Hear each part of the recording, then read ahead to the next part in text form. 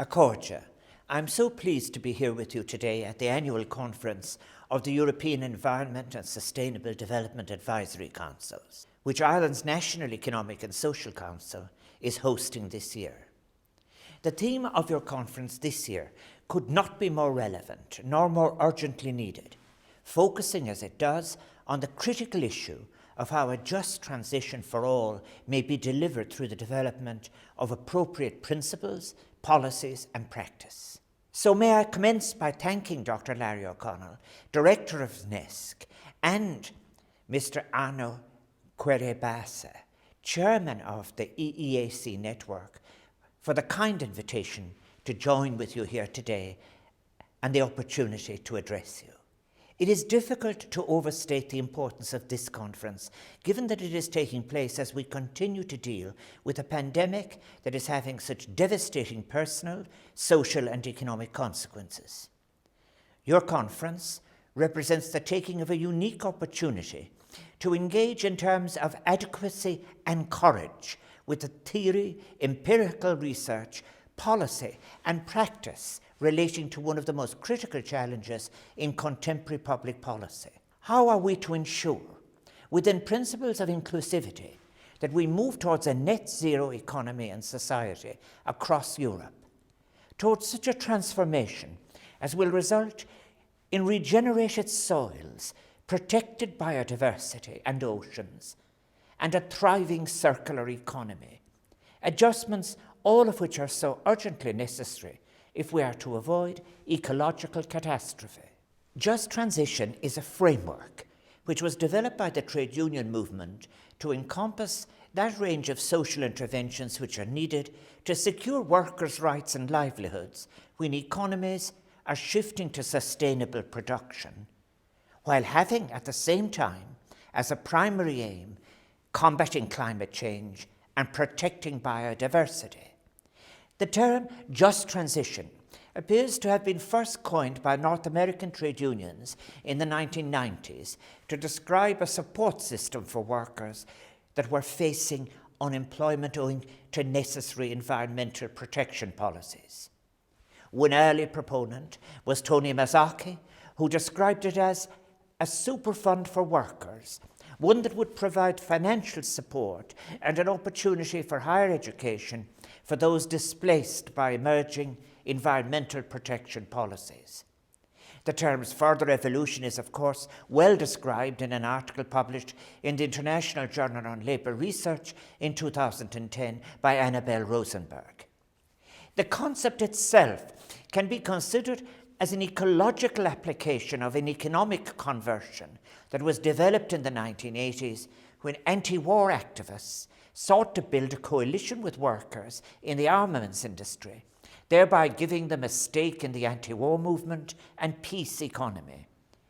It brings to my mind the work of the great Irish-born scientist and trade union activist Mike Cooley, best known for his work designing and promoting the theory and practice of human-centered, socially useful production and innovation.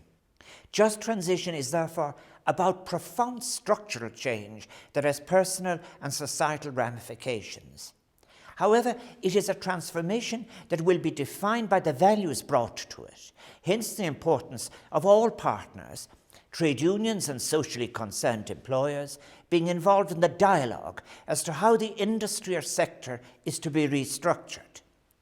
There is a concern, which is correct in my view, that periods of economic structural change could leave workers, their families and communities to bear the costs of the transition, thus leading to unemployment, poverty and exclusion for those left behind. In contrast to those with more flexible and mobile skill sets who are able to afford and adapt to the transition. This is a very real concern. It is based on evidence of previous structural transformations that have occurred, such as that in the 1980s, with the closure of the coal mines in Britain and the devastating consequences that ensued for the lives and livelihoods of the miners, their families and communities, and the loss of a social cohesion that has not been recovered to this day. Just Transition addresses this concern by promoting sustainable actions to help workers in a transition by ensuring workers' voices are part and parcel of any conversion.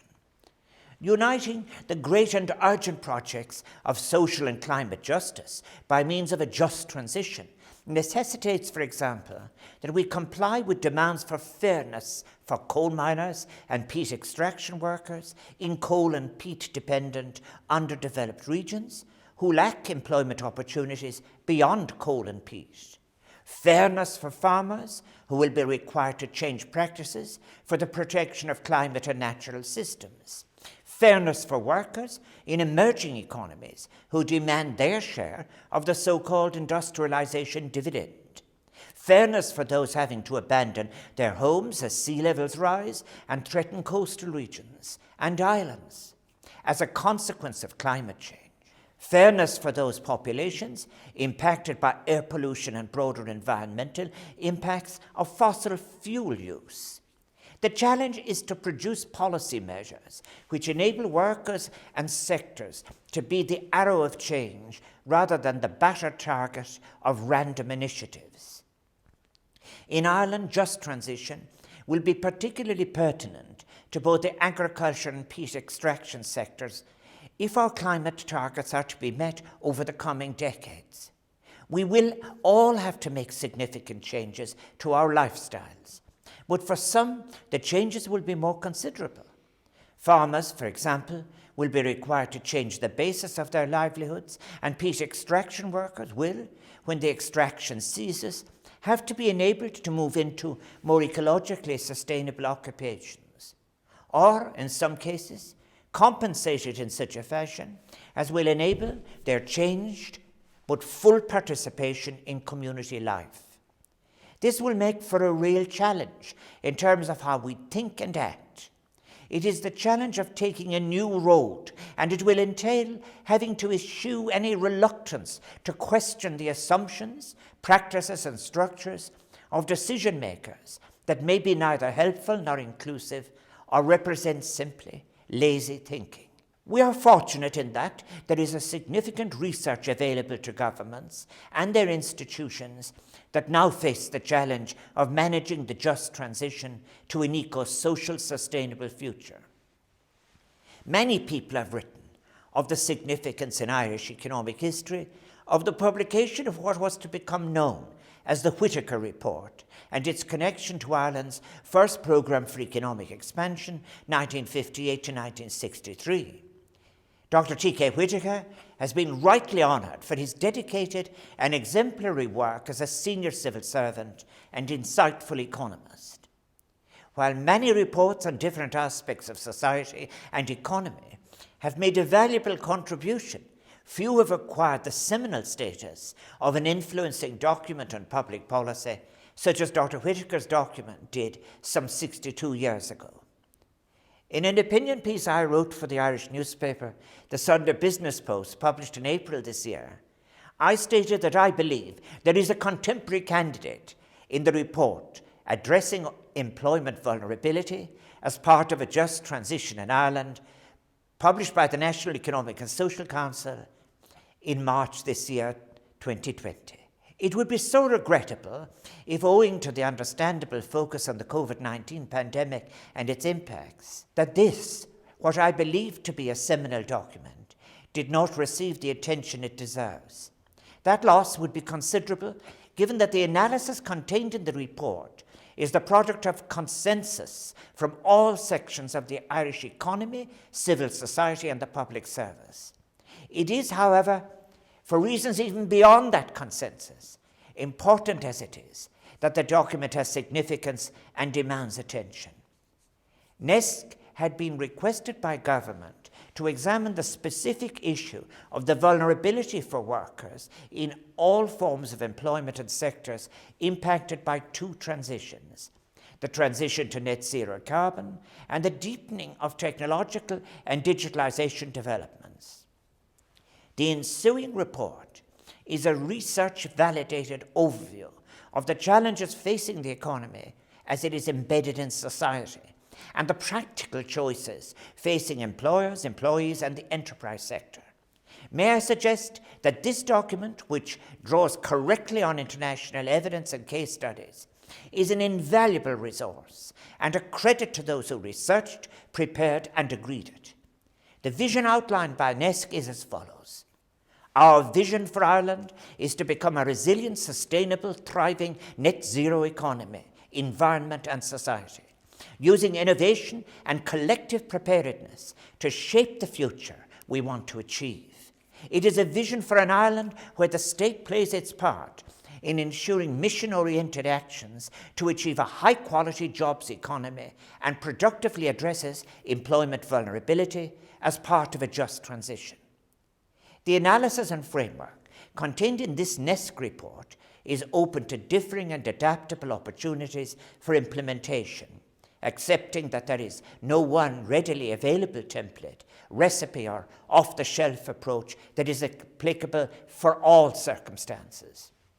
Some 12 key recommendations for government are offered, and it is proposed that these are taken forward by a Just Transition Review Group in a way that is fair, participative, and place-based, both in process and in outcome.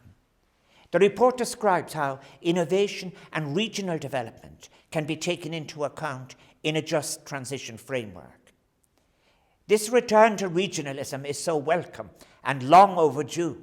Decades ago, the late Dr. Michael Bannon and I attended as Irish observers to the British Regional Studies Association. With the exception of scholars such as Professor P.J. Drudy, meaningful regionalism has regrettably received scant attention in recent years. The third section of the NESC report draws on international case studies, setting out potential exemplars of the just transition policy approach. It would be a tragedy, I repeat, if the pressure of contemporary events resulted in this valuable contribution being overlooked, as the challenges identified by the report will endure beyond the current crisis. The Council has identified recommendations which will help Ireland address these, while also embracing the significant opportunities that will arise. Studying transition in the particular manner that the Council has done is thus relevant to the crisis, its aftermath, and our recovery. Its content is well aligned, a real advantage with the obligations to which we as a nation, along with other nations, have made a commitment through the United Nations Sustainable Development Goals. My wife Sabine and I are strong advocates of that 2030 agenda in the Sustainable Development Goals, and believe it represents a shining light, a landmark agreement that was the culmination of an unprecedented process of public consultation and intergovernmental negotiations, the final stage of which Ireland had the honour to co-facilitate together with Kenya. The NESC research, European colleagues' research, and your conference discussions over the last days underscore the critical importance of approaching any major transition in an economy, structural or otherwise, as a just transition, committing to the principle of equality, of participation in society and economy, assuring that the vulnerable are protected, that inclusion and participation are front and centre stage. Major transformations require an enormous commitment to research and evidence, and that such evidence, which constitutes a real resource, should be from multiple reliable sources. Research and early assessment of the social and employment impacts of climate policies is critical. A further reason that attracted me to the analysis contained in the NESC report was that it offered a useful intellectual framework for the wider challenge we face as we attempt to forge a new path to an enlightened political economy founded on ecology, social cohesion, and equality. NESC recommends a purposeful, participative, and multifaceted approach to governance, appropriate social protection for those at risk from transition impacts, supportive arrangements and sectoral measures, and inclusive place-based development and investment. I strongly support the Council's call for the establishment of a meaningful social dialogue and deliberative process, which should be framed in the wider context of discussions with regard to how we embed the just economy in society, now so urgently needed, and indeed desired by the citizenry. Social dialogue and real inclusive democratic consultation with all social partners should be a fundamental principle of any just transition approach. Just transition also requires sustainable investments in low-emission and job-intensive sectors and technologies. These investments must be undertaken through a process of due consultation with all those affected, respecting human and labour rights, as well as principles of decent work. Technological developments can be advanced from a humanistic perspective, as the late Irish scientist Mike Cooley, to whom I have referred, advocated so passionately throughout his career, be it at Lucas Aerospace or at the Greater London Council. Human-centred, socially useful production can become a lead focus of research and technology if we choose it to be. Together with appropriate investment and labour market policies, we will require strong social protection policies to safeguard and protect the most vulnerable. Local economic diversification, plans that support decent work and provide community stability during the transition are all part of the suite of actions that will be required. Just transition will necessitate resolute action by all of government, setting out priority actions, the sequence of interventions and timeframes for implementation, as well as consideration of what resources are needed to meet this challenge of economic and societal transformation. Critically, a cognitive transformation is required so that public spending, particularly that aimed at filling infrastructural gaps, is viewed as an investment in both society and the economy, not as a cost or a burden, as regrettably it has often been so myopically considered. It would be naive to assume that there will not be those who will place what is familiar but clearly insufficient ahead of the necessary change we are discussing.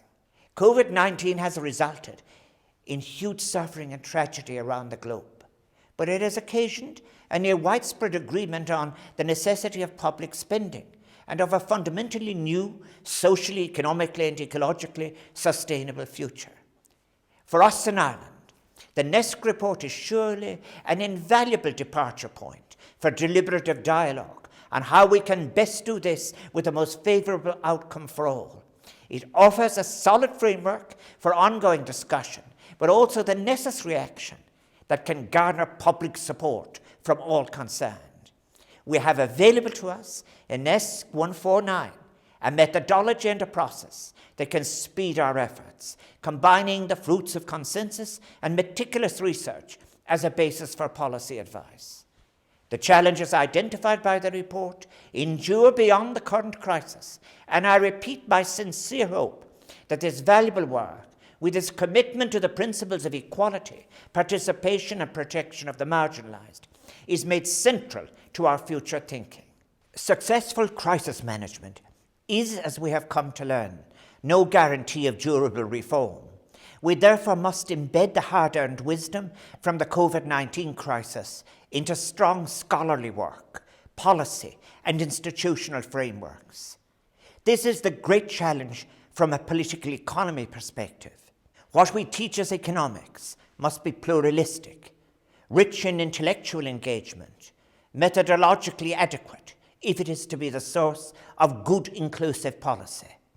At European Union level, the European Commission's Green Deal, the plan that aims to have the EU climate neutral by 2050, contains a just transition mechanism in which there is a budget set aside for retraining workers impacted by job losses. Coming from the EU budget and private sector investment, it promises to mobilise at least 150 billion by 2027, focusing on the regions, industries and workers who will face the greatest challenges.